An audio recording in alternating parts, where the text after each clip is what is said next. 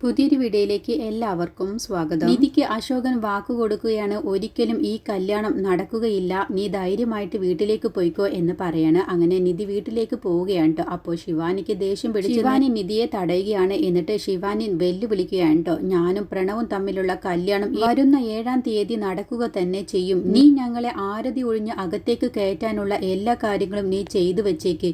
നീ എന്ത് കരുതി നീ എന്റെ അച്ഛനോട് പറഞ്ഞാൽ ഈ കല്യാണം നടക്കില്ല എന്നാണോ നീ കരുതിയത്? എങ്കിൽ നിനക്ക് തെറ്റി. എന്ത് തന്നെ പ്രശ്നമുണ്ടായാലും ആര് തന്നെ തടഞ്ഞാലും ഞാനും പ്രണവും തമ്മിലുള്ള കല്യാണം നടക്കുക തന്നെ ചെയ്യും.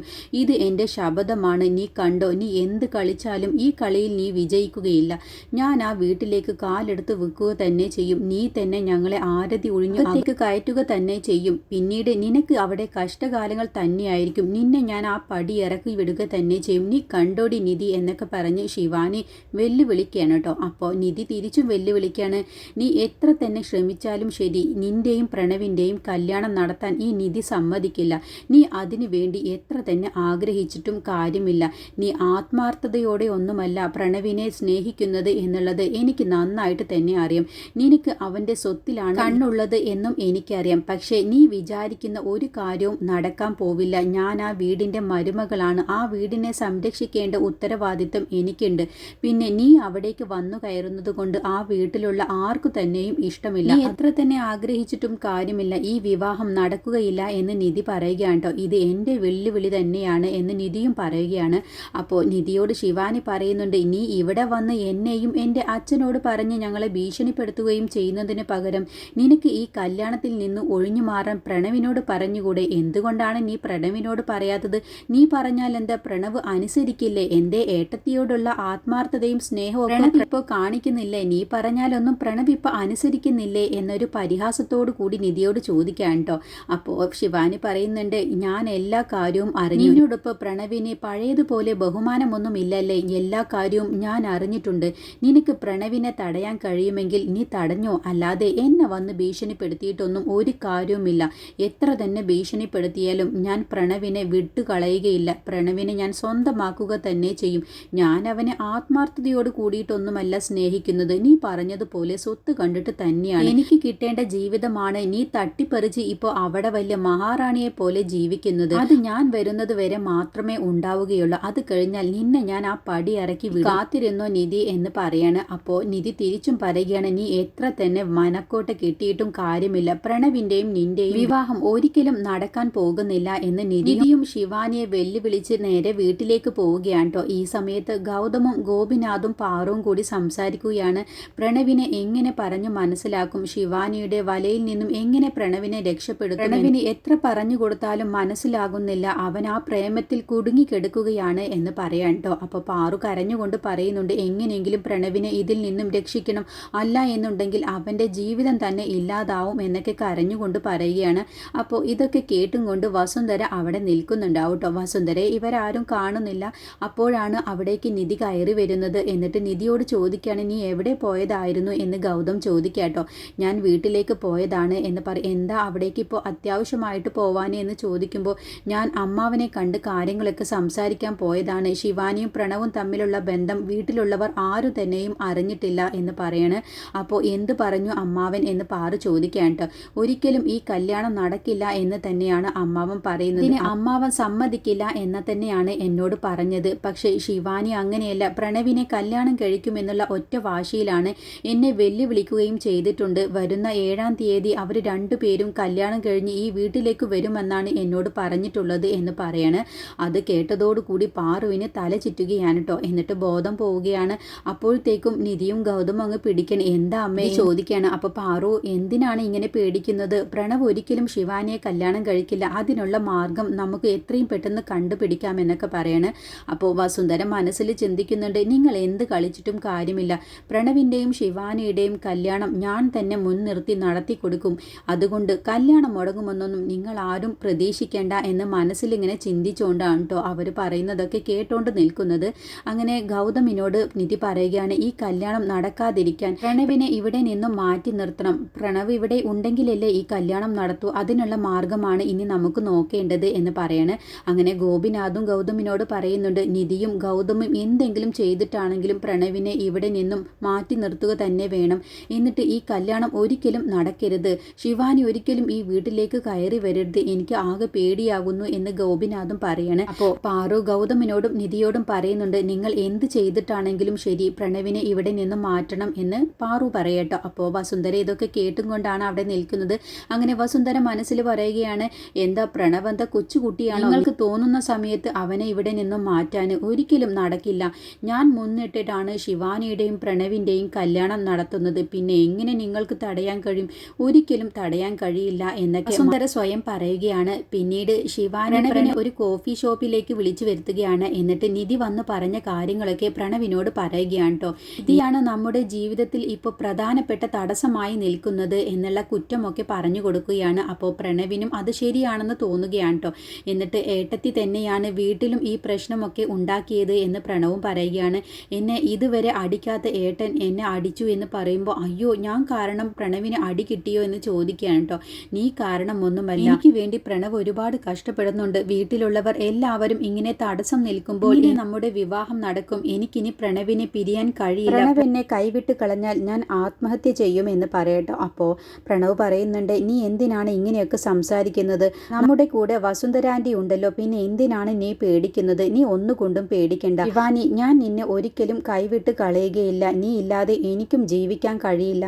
നമുക്ക് രണ്ടു പേർക്കും കൂടി ആരും അറിയാതെ ഒളിച്ചോടി പോയാലോ? എനിക്ക് നല്ലൊരു ജോലിയുണ്ടല്ലോ. എനിക്ക് ഈ സ്വത്തും ഈ പദവിയും ഒന്നും തന്നെ എനിക്ക് വേണ്ട. നമുക്ക് രണ്ടു പേർക്കും എവിടെയെങ്കിലും പോയി സന്തോഷമായി ജീവിക്കാം. എനിക്ക് ഒരു വിധമുള്ള ജോലിയൊക്കെ ചെയ്യാനും കഴിയും. എനിക്ക് പഠിപ്പുമുണ്ടല്ലോ. അതുകൊണ്ട് നമുക്ക് രണ്ടു പേർക്കും സന്തോഷത്തോടു കൂടി ജീവിക്കാം എന്ന് പറയട്ടെ. അത് കേട്ടപ്പോൾ ശിവാനി മനസ്സിൽ പറയുകയാണ്, നിന്നെ എനിക്ക് എന്തിനു വേണം? നിന്റെ സ്വത്ത് കണ്ടിട്ടാടാ ഞാൻ നിന്റെ പിന്നാലെ കൂടിയത്. നീ സ്വത്തൊക്കെ ഉപേക്ഷിച്ച് പോയി കഴിഞ്ഞാൽ പിന്നെ എന്തിനാണ് ഞാൻ നിന്നെ കല്യാണം കഴിക്കണം എന്നൊക്കെ മനസ്സിൽ ചിന്തിക്കാൻ കേട്ടോ. എന്നിട്ട് ശിവാനി പറയണേ, ഏയ് അതിൻ്റെ ഒന്നും ആവശ്യമില്ല പ്രണവ്. എന്തിന് നീ വെറുതെ സ്വത്തുക്കളെല്ലാം ഉപേക്ഷിച്ച് നിന്റെ ജീവിതം ഇല്ലാതാക്കി കൊണ്ടുപോകണം? അവിടെ ഒന്നുമില്ലാത്തടത്തുനിന്ന് വന്നിരിക്കുന്ന നിധിയാണ് അവിടുത്തെ മഹാറാണിയായി ജീവിക്കുന്നത്. അവൾ കാരണം നമ്മൾ എന്തിന് ആ വീട്ടിൽ നിന്നും പോവണം? നമുക്ക് രണ്ടു പേർക്കും വരുന്ന 7-ാം തീയതി വിവാഹം കഴിഞ്ഞ് ആ വീട്ടിലേക്ക് തന്നെ വലതുകാല് വെച്ച് കയറണം. അതിനു വേണ്ടിയിട്ടുള്ള കാര്യങ്ങളാണ് നമ്മൾ ചെയ്യേണ്ടത്. അല്ലാതെ നമ്മൾ അവരെ പേടിച്ച് പിന്തിരിഞ്ഞ് ഓടേണ്ട ഒരു ആവശ്യവുമില്ല.